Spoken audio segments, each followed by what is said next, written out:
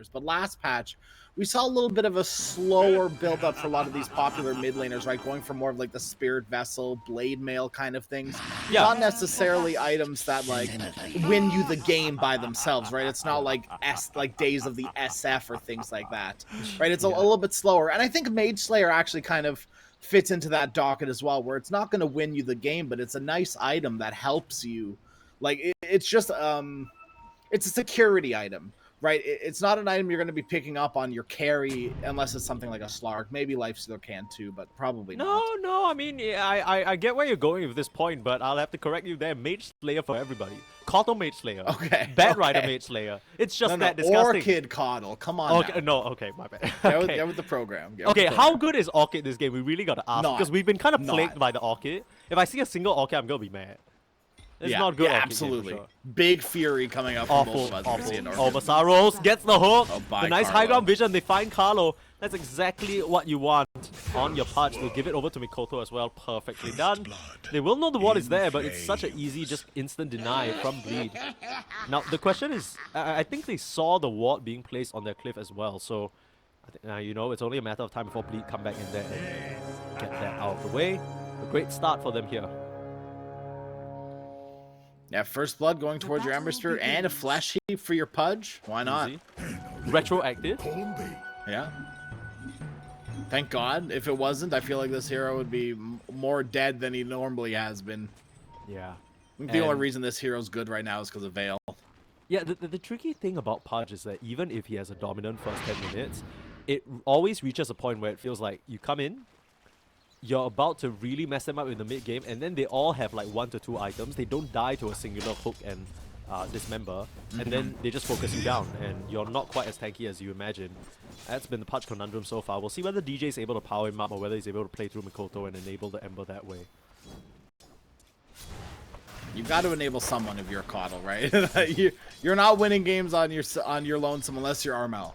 Now, I'm just wondering what the strategy or what the itemization will look like, because I'm sure that Masaros will angle towards a Aghanim Scepter somewhere down the line just for that intense AoE rod damage. But after the Veil, you know, it's up in the air. Thinking something like Veil Blink. Blink, probably on the docket for Masaros. I think Blink is going to be super important in this game, right? Just because... Is Veil enough armor, though? I mean, there's Corrosive Haze, Wave of Terror, and the Naga just ripping Yeah, you might have to go full Shivas. Or just go the opposite direction and just Ghost Scepter it up, right? Sure, yeah. You don't want to get hit at all. I just think you need some like instant lockdown right now, because we've already talked about how Bleed, they're very, very, very limited on lockdown. Pretty much just being the Dismember and the Lasso. Yeah, so, I kind of help think feel the Blink like is key. I kind of feel like if there was a game for a Kotal Abyssal play. Yeah, this might be it, because I'm thinking further down the line where if Raven's given a relatively free time, he's always going to be able to Manta Song, and there isn't really anything you can do about it. Even if you catch him with a Blink Lasso, Blink Dismember, unless you're bursting him down 100 to 0, he's always going to be able to get that off. So it's set up for a good trajectory here. For now, still doing pretty well on the CS across the board. Gabby, once he gets those higher levels in the Bash and the Crush, he'll be able to contest the Lifestealer a bit better, but for now, just push under his tower. Who's house? This bottom lane is actually like Bleed, they're not too sad about this, right? They really just want to focus on getting their level 2, level 3s on both of these heroes, and then you're going to start going. We're going to see a big ramp up in this bottom lane as levels start accumulating on Masaros. Yeah, level 2 Rot is where it really starts to sting, and these illusions are going to be dropping like flies there. And now Raven will enjoy the early game security that he has just contesting for this hard camp. Quite a nice bit of extra income for that Naga Siren.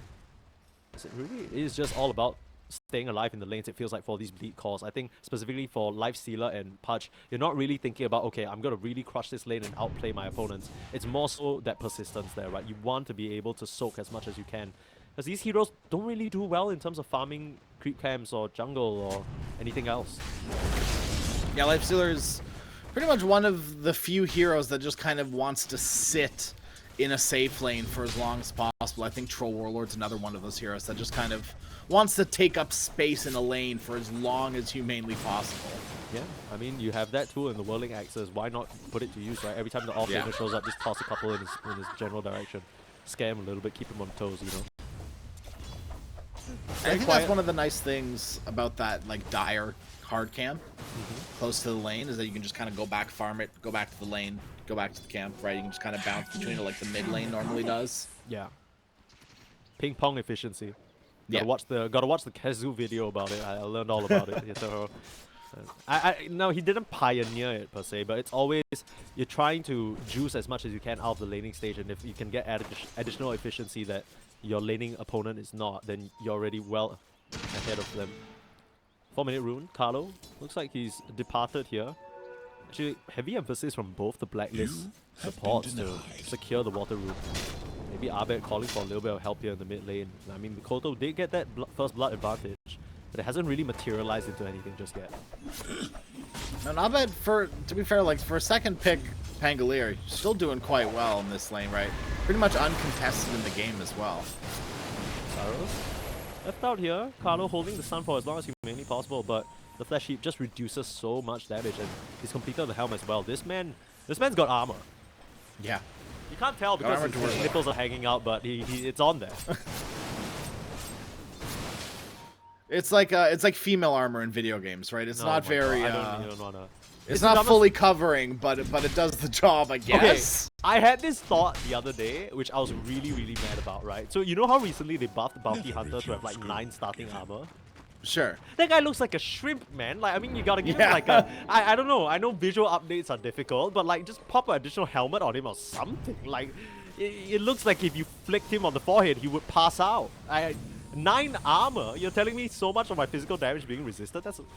Be for real right now. I saw that the other day. I was so annoyed. I'm like... like, you auto-attack him and he's just like... Heh.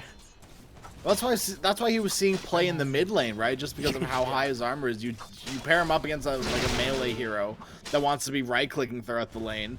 Yeah. Bounty Hunter don't care with all that armor. Yeah, melee heroes in the mid lane all about trading out, and when you start out with that inherent of an advantage, it's kind of hard to get the upper hand. Now Raven, left up here by himself, is just going to TP away, recognizing that the hook was already used, so good moves here, gets himself back to safety. But he's left alone here because the supports have put in a very strong focus on rotating around and trying to get control for the other lanes. Maybe they'll try for the set onto Jackie. Rage is available. It should be a very telegraphed magic missile unless you can catch it from the tree line.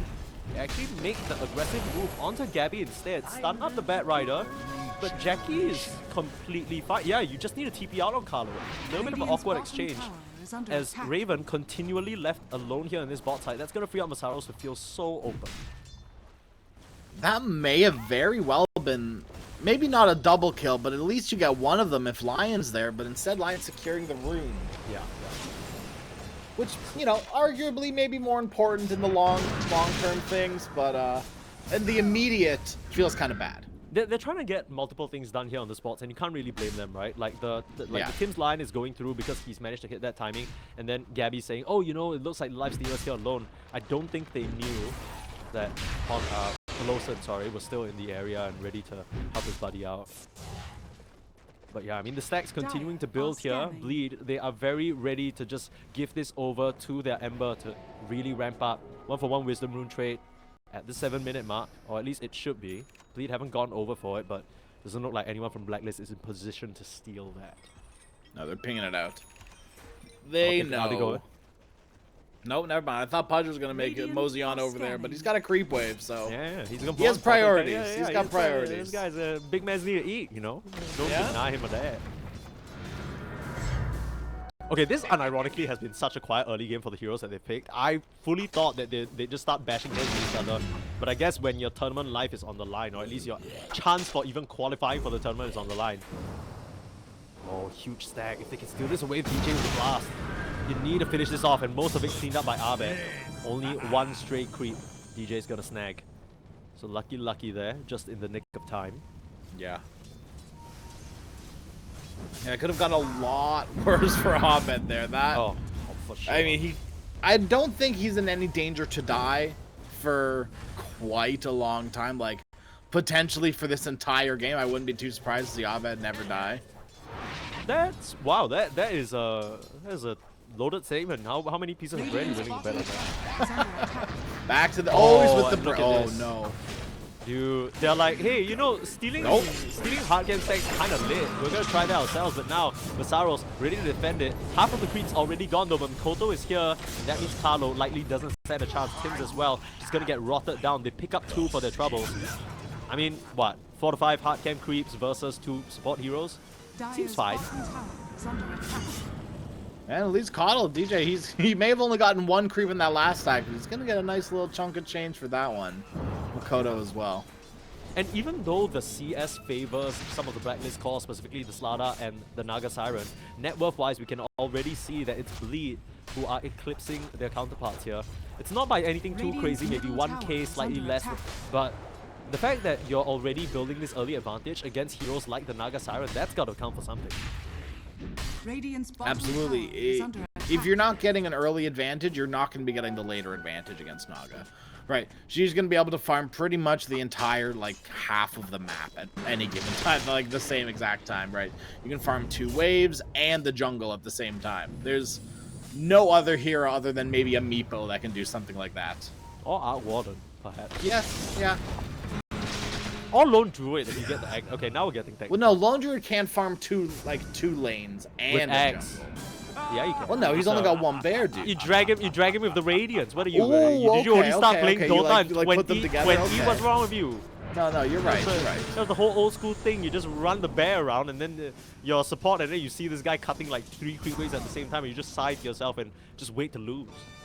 Yeah. No, you're right, you're right. It's just been a while since I've seen something like that. Radiance Bear, I feel like the days are long gone. No, sometimes I play pubs, and the people I'm playing with, I feel like I'm back in 2016 or something. And the funniest part is it works. Yeah, fair. And then it just makes me scratch my head. I was like, okay, you know the meta literally doesn't matter. Starting to run down onto Gabby, bumped back with a nice flame break. Gabby ready to defend that area of the high ground. Easy access point for the rest of Blacklist to come in and support as well. I'm not going to continue that chase. So a smoke move though. Blacklist rivalry, Abed as well as Carlo, they're on the move. They wanted to route out this Pudge. They were pinging him out earlier, but couldn't quite find him. That may have been that ward that gave them the vision they needed to, you know, dodge that smoke. Yeah, I mean, also, no Blacklist hero showing, and nobody was keeping up the top side. You don't want to just be giving 1 for free. There's Hex available, but Tim still doesn't have the Finger of Death. See what that does to Embers with Mage Slayers, but he doesn't have it just yet. Yeah. He's gonna be able to walk free from that one. Just nothing but a little bit of harass these teams. I mean, it's a 3k gold lead going Bleed's way. I can't help but feel like you're pretty satisfied with this. Once you start hitting your first or second item timings on Bleed, you're gonna be more than ready to start aggressing even further. And Lifestealer, he's gonna be going for this more earlier build. He's going for the Maelstrom instead of the Radiance. So right, Armlet Maelstrom, still able to deal with the Naga Siren illusions, right? You don't necessarily need the Radiance. Yeah. I mean, the thing with the Radiance is it doesn't really kill Naga Siren illusions. It makes them ineffective. They'll finally start getting the touch of the Masaros, who's left up here. Mass DP is coming in from Bleed. The Flesh Heap, level 3, actually resisting a lot of damage, even as the Seas of Serenity popping that down. And Masaros is literally fine. He just walks that one off. So much armor on this bad boy, and he'll just heal back up on the creep wave. That was Rolling Thunder committed. You come in with the Song as well, and 2 TPs, and Masaros is just straight chilling. And not to mention, you've leveled Song. Right, like, this is still fairly... Okay, never mind, you're level 10, actually, that's wrong. Okay, you're fine, you're fine. I thought he was a little bit lower level than that. That's actually crazy, man, holy moly. Yeah, I mean, this guy, he's been mech farming alright, and... Yeah, I mean, Raven's been left alone in the bottom lane, really, so... Ravens has now come up to this top side. We see this more and more. The carries just utilizing those good games to just make the move up, but they're committed to defending this. They want to give it away for free. And true enough, I mean, Blacklist, honestly, their tower push isn't the most impressive, so that makes it even more important to hold on to these objectives as long as possible. Yeah, we talked about it last series, right? As you edge closer to the 15-20 minute mark, these tier 1 towers become a lot more important, so you really have to start pressuring them down as early as you can, realistically. Yeah. And isn't this such a crazy sort of scene that we're seeing? Because I think coming into this tournament, Blacklist and Aurora are definitely the favorites, but the fact that they're just getting smacked down by a very, very informed Neon, and now Bleed, Look, it's 0-3, it's a 3k gold lead, and it's still early on in the game. It's unfair to say that Bleed are handling them, right? But it's clear that Bleed have a very solid idea of what they want to do this game, and they're getting it done. Yeah, so far they're kind of checking all the boxes. Pudge, as soon as Masaros gets that Shivas, it's go time for Pudge. Like, yeah, he's so strong. We already saw it. I mean, we didn't even cover every single little bit in his inventory gives him survivability or armor. Like, the focus is so clear. Yeah. Mikoto finding straight Tims. With a haste rune, this should be a very dead Lion. This is one of those what can you do situations. Yeah. Like how do you do with the haste and I mean, Ember that in our triangle, right? What can you do? Swap back, Pelosa in some trouble, turns around for the lasso to the one person doing damage to him. Now Gabby's in a little bit of trouble. The blast is gonna tag him. Abed able to trade out 1-for-1 for now, but Gabby now in some trouble. Jackie will run forward, get the touches off onto Gabby, but a very nicely disciplined magic wand will keep him alive. Now Mikoto needs to try and escape. Lion is back into the mix because of those early death cooldowns. Death timers. Abed's stuck.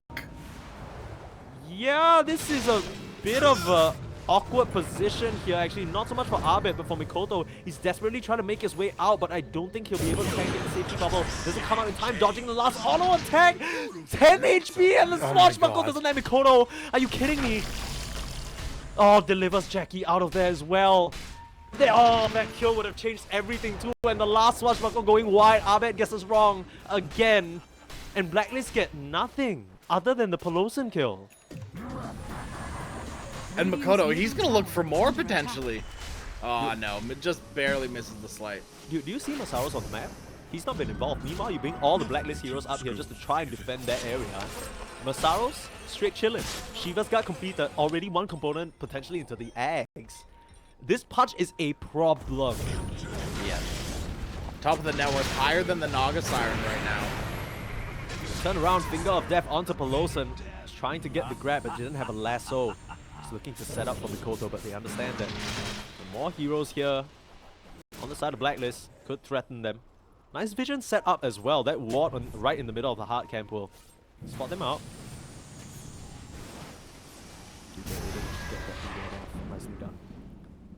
It's just such a tense battle of area and territory, right? You just want to make sure you're controlling the spaces so you don't get jumped randomly. Yeah. And you know what? This game, you know, we talked about it potentially going to be a snooze fest. There's quite a lot of action happening, but just not a lot of things being, like, there's nothing, stuff is happening, but nothing's happening, right? Like, sure, you rotate 5 heroes, there's a fight, no real kills. You're gonna rotate 5 heroes top to defend the tower, potentially no real kills. That's once the swap. again. That's the counter. Talked about it in the draft already. Carlo able to just TP out. Beautiful stun placed by the Lion to fish Carlo out of there. Stop Masaros from closing the distance and getting that dismember off off. Smoke's gonna break on Mikoto, but he can't get around the tree line in time. As Blacklist, they're able to evacuate, but that means Bleed. The onslaught onto this tier 1 is coming.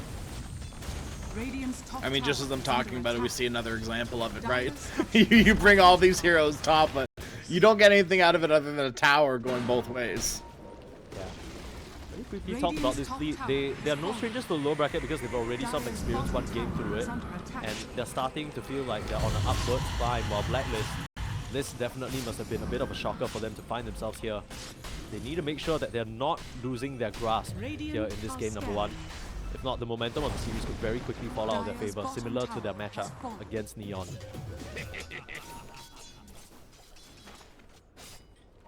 Okay, so Slardar, he's got a Mage Slayer actually. He's got the Blink Dagger now as well. What do you think of this Mage Slayer, Slardar? I don't think I've ever seen this. Love it. Love it. I think it's necessary, especially when you're looking at a Kotal, Pudge, Ember, Bat Rider. Like, that is disgusting. Yeah. That's gonna melt you. Someone's gotta build it. You can't fight into it, and that's the problem, right? Slardar always has to commit, and if you're running and committing into a Pudge who's doing like, what, 40% less damage to you, suddenly things get a lot easier.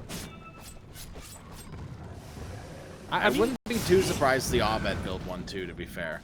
Yeah, I mean, the thing about this early game is that it's clear Blacklist, they missed any sort of early potential for aggression, so they're like, okay, you know, even if we rush the Blink, it's not like we're really looking for any I guess, engagement. But now, Gabby, he's in now. Blink reveal and instant splatter. The battlefield where Mikoto was, there's nothing but water there as they mop up this tier 1 while they're at it. Nicely done and great Blink reveal from Blacklist Rivalry.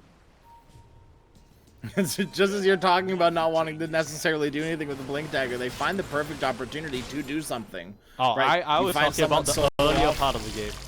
Okay, okay. Yeah, saving now it's go there. time though, right? Like you've Absolutely. got no, but you're right though. You have your items, you have your levels on your heroes, right? Lion has 6, Venge has 6. Obviously it's 20 minutes, of course they have level 6. Yeah. But right, like these are the things you want for your supports. You don't necessarily have the items on the Naga Siren quite yet, but you have now the ability to take Roshan. You're about to get an Aegis on your Naga Siren. Items don't matter when you have that second life, and I am still a bit unconvinced that this will mean anything other than some potential tier 2s. They actually put the Aegis on Abed instead. Okay, so that kind of signifies to me that they still want to keep this aggression up. Because sometimes we see the first Aegis become more of a farming one instead. Masaro's going to break that smoke post Aegis pickup for the side of Blacklist. The nice rolling thunder, Abed breaking up the fight, but they just haven't been able to kill Masaros off yet. He's still standing his ground, and now you're forced to song. 4 members of the side of Bleed still standing strong, and DJ actually forcing forward. He wants to look for more. Yet set him up to Abed. This is not how you want to lose your first life. But he gets cut down. And they have a big problem. They have no way of dealing with these tanky cores between Masaros and Jackie. Just standing their ground. Even the Seeds of Serenity helping so much. And boy, oh boy, Blacklist, they just lose their advantage in an instant. I don't know about giving it to Abed there. I feel like you just kind of give it to your Naga and you use it as a farming Aegis, right? Maybe Raven thinking that they're ready with the Manta and the Orchid, right? It's kind of go time at the Naga at that point. You're dealing with an Ember Spirit. If you don't kind of catch him early with the Orchid, he's just going to build an item to deal with it, hopefully. Yeah. I mean, we've seen the Embers just apply. We've seen Embers not, yeah. Pretend it doesn't exist method, which is has failed a few times in the past. Now, the one upside is that Raven has been able to finally find his place at the top of the net worth. That's where Naga Siren should be, right? But the fact that I feel like the Pudge and the Lifestealer are kissing right below her is a little bit of a problem. We're already seeing that the fact that there's no Spirit Vessel builders, no Skadi on any sort of horizon. Masaros is 300 gold off this axe. Not being able to kill him is one problem. Not doing enough damage to him is one entire side of the coin. When he starts melting you like butter, I don't know how you deal with that. Mage Slayer is the only thing that you can really do at this point. A Pipe of Insight a little bit later on will be key as well. I don't know who builds but right now, there's not much you can do. I mean, Raven, he's going to be building an Eternal Strata, which is going to go quite a long way as well. Yeah. But Pudge is definitely going to be a problem as soon as that Axe comes online. We're seeing this Eternal Shot build come up from the Naga Siren a bit more and more. And honestly, I'm not too sure what to make of it. It seems good on paper. Do you think it's good this game? I mean, it has to be, right? I'm here for it. Okay. Right, you kind of needed this game against the magical damage from Bleed. Obviously, they have a nice split of physical and magical, but Naga, she's a hero that gets quite a lot of armor, so you're not, you're not building things like AC Shivas on the Naga Siren, really. Right, I mean, you're building the Agi items, you're building like Orchids, Bloodthorns, anything to let you deal more damage. Yeah. You need to buff up those illusions and make sure they're effective for clearing out different areas of the map. But now Abed has also gone for that Mage Slayer like you called out, and working towards the Manta for that easy dispel. The chains are just so annoying for him to deal with, so he need a quick way to just shrug those off. But for now, Jackie, Aegis or not, he's still feeling confident enough to just punch away at this tower. Full force of his team backing him up. Keep this one going here. I believe they're just going to rotate heroes. They don't want to trade this. Oh, the hook instantaneously onto Gabby. You have the swap available, and Carlo once again will have to sacrifice his life. But Loso would like to look for more, but very heads-up play from Carlo there. You might have glossed over your head, but as he's dying there, he turns around and makes sure to auto-attack Peloson, the one person with the potential for a chase. That small little ball of energy saves potentially another pick-off onto either Gabby or the Naga Siren. And that would have been the crucial pick-off. Obviously, losing Venge sucks in its own ways, but this is the lowest net worth hero. At the end of the day, just losing your support, saving your core like that, who cares, right? You've done your job. Yeah, I mean, no complaints about that. Everybody's saying, like, good job, Carlo, right? I mean, if you think that's a bad play, you might not understand how to play position 5, I'll be honest with you. And he's already alive again. You literally lose nothing from that. Yeah, the only sort of issue with how bad of a game that Carlo's been having is that he hasn't actually made his way towards his first item, right? That Solar Crest would go such a long way in preserving some of his teammates. And that's what's missing right now. We're already at the 20-minute mark. Now, the goal lead hasn't changed a lot, but I can't shake this feeling that Bleed, they are more than just in the driver's seat. I don't think Blacklist are anywhere near a vehicle. We get some info with the Bad Riders Courier flying away. The blink up crush to the high ground. Uh-oh. Colosan doesn't stand a chance there. Too much physical damage, and Gabby, he's looking very strong. The completion of that Solar Crest working out for them here. The Tharos, he's starting to get tighter around here. Abed with the Rolling Thunder now to the high ground, but Jackie actually popping that BKB, the fresh pickup for him. Carlo with another beautiful spot, gets Gabby out of trouble, but Tim the entire time, he's training away on the back line. They try and finish him off, but Masaro's finally going down. They've managed to buy enough time, and Raven's here to play, starting to silence up and chop down onto DJ. Nice ball stuff back onto the high ground, but Jackie is still standing strong. The Naga Siren, the 3 calls, they're still fine here. You're going to chop down, try to finish off DJ. The pesky Koto still healing himself. You finish off the Slada, and Jackie stands supreme now into Mikoto. It's a 1v2 situation. Abed needs to get out of here. The Slight is gonna miss though. And Mikoto doesn't have any way of getting vision on that high ground. It's at the end of the day, it's a 3-for-4 exchange, and I can't ever feel like Bleed. They're completely fine with that. Yeah, a little disastrous for Blacklist there. They use everything in the tank, and they don't get nearly enough of what they wanted. That felt like as best of a fight as you could have asked for, right? You start off killing off Pelosan, so he's a non-factor. Then you're able to bait out Gabby, kite Masaros for so long, finish off the Pudge on the sidelines. If Blacklist can replicate that a few more times, they might actually be in a position to mount some sort of comeback or at least get even with Bleed. But for now, the fact that Jackie's able to just stand his ground and deliver, it's a big problem for them. Yeah, that's the biggest thing right now is Lifestealer surviving as long as he did, and as long as he has in general.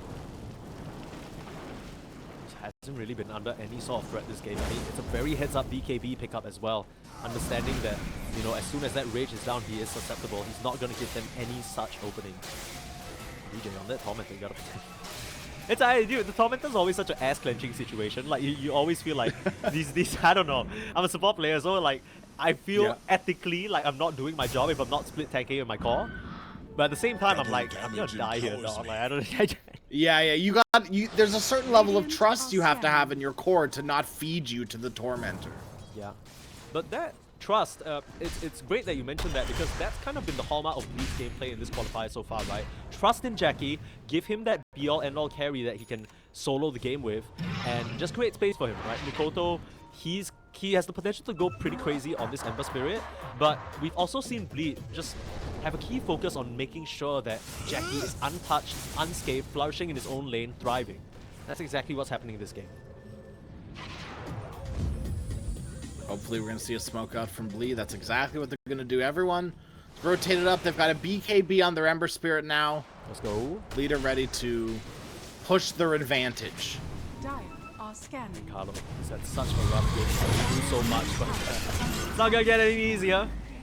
Easy blink out. Post Aghanim Scepter.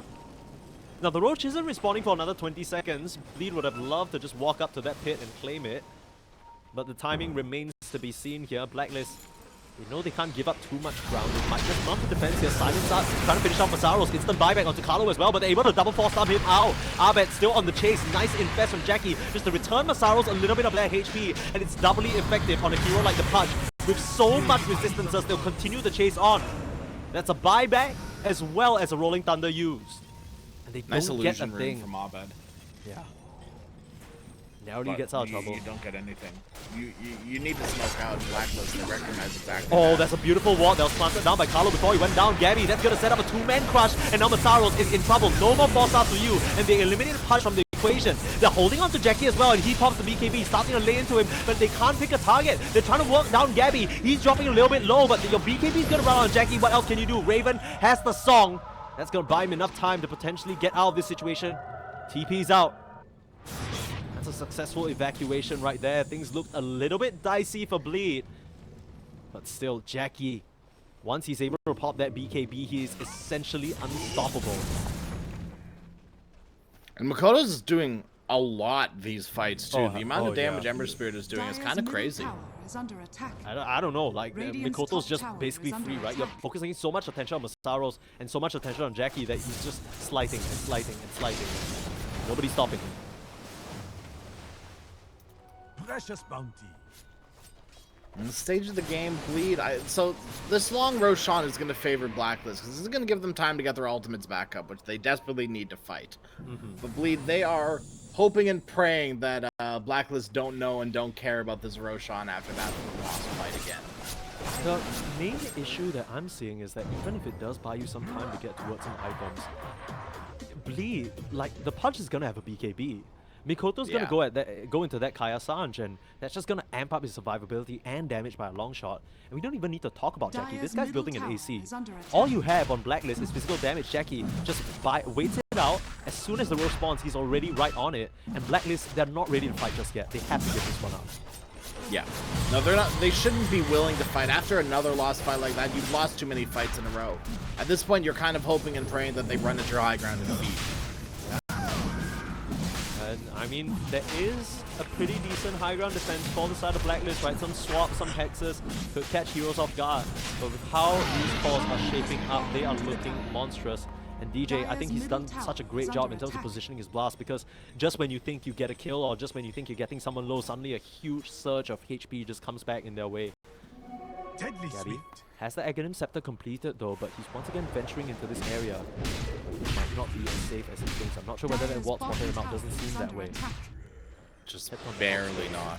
Yeah, he's done a good job to basically stick to the wall like a bug. Like a fish on a wall. Yup. Like, Dire's structures are fortified. which wall have you seen a fish before? Are you Have talking you about ever seen the singing Radiant fish, are dude? scanning. No, what the heck? What? What do you mean? Like, Dire's middle tower The is no, singing never. fish. Like, are scanning. yeah. I mean, I'm like looking at it right now. Are you talking about Raven? Can you show some respect? He has a name, okay? Jeez. No, eh? it's like a fish, usually like a fake fish on a plaque, and you push a button and it sings. I swear, it's a real thing. And I mean, I'm hoping that this fish can sing right now, but right now it looks like it's just dead. So Masaros grabbing another. Carlo was trying to come in close for that swap save. All he'll find is his own death. 2 easy pickoffs. Masaros has really turned it on this game. Well, he's looking for more too. Dire's bottom goodness, tower is under He's attack. ravenous. He can't be satiated. He just wants kill after kill after kill. And I mean, you kind of He's need a to play like hungry this on boy. Pudge. Yeah, big boy's gotta Radiant are eat. scanning. Yeah.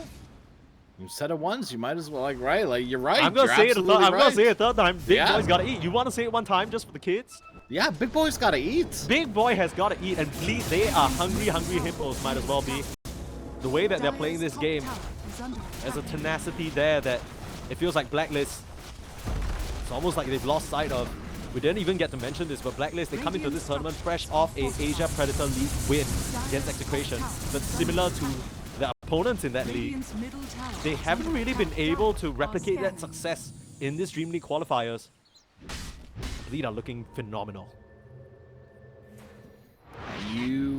At this point, you have to be careful about giving Masaros a lot of heroes, right? Like, we already see him heavily banned out with the Doom, the Magnus. They've even banned out his Centaur a few times as well. But we're kind of seeing his hero pool slowly expand, and as this tournament goes on, Masaros is getting better and better. He's like a fine wine. Yeah, but I mean, the thing is, I once again sort of go back to the draft. It's weird to say because if you just look at Blacklist Rivalry draft, no context, you're like, that works very well together. So much synergy, great game plan. But when you put it up against the Pudge, you can understand where they're going. Pudge, you know, low armor hero, you're gonna destroy him in the lane, it's fine. But it didn't really pan out that way. It almost felt like they didn't account for how strong Masaros would be with that Veil pickup, with the investment into the phase boots, stuff like that. And Raven didn't really have a game until mid-game where he was forced to just AFK farm, and now he can't keep up. He's top on net worth, but just barely doesn't mean anything if you're a Naga Siren. Yeah, you're not as high as you'd like to be on that network, Radiant's right? top tower You'd is probably falling. like to be 4, 5k ahead of other heroes, not just barely 1k ahead. Yeah. Butterfly completed, now being looked at is the Skadi. Kind of feels like you almost need that to fight. Radiant's top Yeah, you tower do. You Not need the really. Scotty for sure. It's just not ready yet, right? And you're still getting routinely kills on Jackie, smacking away at the high ground now. Blacklist, they don't look like they're in any position to defend them. Try and smoke up, get the swap through, but immediate Jackie, so quick with the rage. And Carlo, he's just given his life up for the cause. Nothing to be found other than a Slada. The nice song to break that situation up. The 5 heroes standing together, but there isn't really any follow-up. Abed, he's not feeling too confident to roll into this all willy-nilly. Masaros even blinks in, looks for another. They get the kill onto Jackie on his first life. He wasn't really able to activate any of his items. Nice ball stop. Get Masaros out of trouble. Abed looking for the punch down with the roll. But they're already raged up. I mean, you just kind of look like a pinball right now. And nothing to be taken seriously. That's a Rolling Thunder down and you're just back on the racks. I mean, please, this team... Yeah, I mean, this teamfight execution has just been phenomenal. Mikoto even dodges that stun. Jump forward, Masaros is gonna get interrupted by that Earth Spike. Jackie is infested again, saving his ally, but Gabby in some trouble now, forced to pop the BKB just to flee. That's not what you want, but small little caveat, beautiful Lotus to stop that swap from finding anyone. Your mana pool is out. The Lion has done his work, drained them all to bits, and Tim's essentially forces them back. Yeah, Bleeder definitely not too happy with that. They would have really loved to get a lot more out of that Aegis. Well, they still... I think they still can angle for aggression, right? The lasso's back up. There aren't really any crazy cooldown ultimates other than maybe the Infest, if that's what you're concerned about. And, I mean, with this Lotus complete as well, there's so much on the side of Blacklist that just gets shrugged off.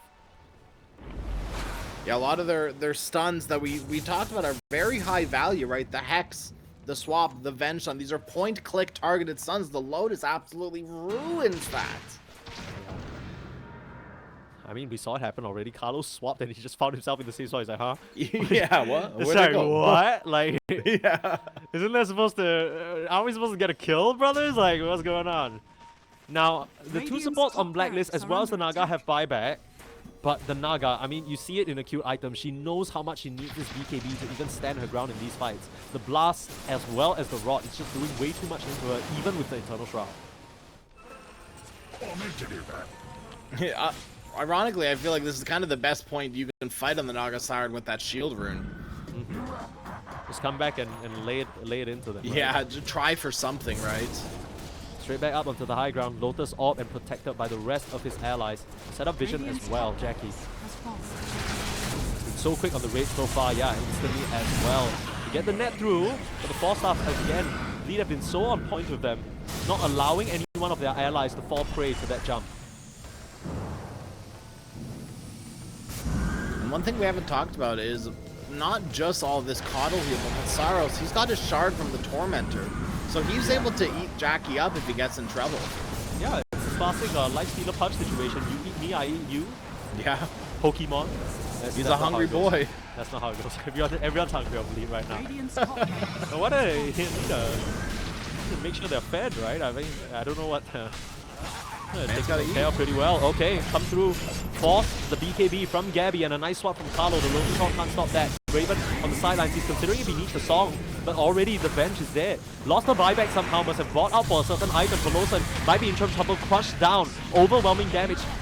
Commits a bit too deep on that Batrider, and now it's a 4v4 situation. Ikoto popping the BKB just to not get bumped around as well.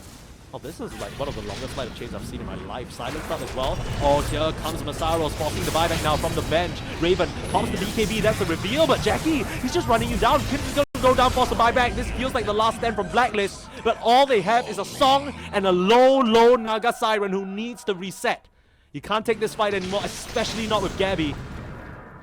They'll still show that respect though. Bleed. Back up momentarily. Nothing stopping Jackie from just waiting for this wave to come into the mid lane though. Lead. They're just going to look for more, right? There is nothing that is stopping them right now. They recognize there's no more Rolling Thunder. Slardar is out of the picture for 50 seconds. Potentially no buyback. They have no idea. I have no idea what killed Jackie's career, but not having the open wounds there is going to sting just a little bit. I'm sure he's not entirely bothered by it, but 3 minutes without that is kind of... Now there is a buyback on the Slada at this point. But oh, it's a huge wraparound. The smoke move. They know they need to catch DJ, but they've already been caught. Pelosin in some trouble, but able to get forced out the way and heals himself up.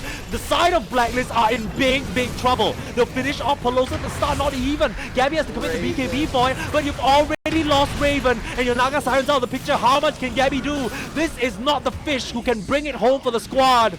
And no more singing for you, Blacklist. They'll tap out of game number 1 as Bleed completely obliterate their opponent. Radiant's middle tower has fallen. No song to be sung that fight at all. I mean, we're gonna be singing praises for Bleed right now. Masaros, what a showing on the Pudge, right? Dude. We've seen before how this hero is quite literally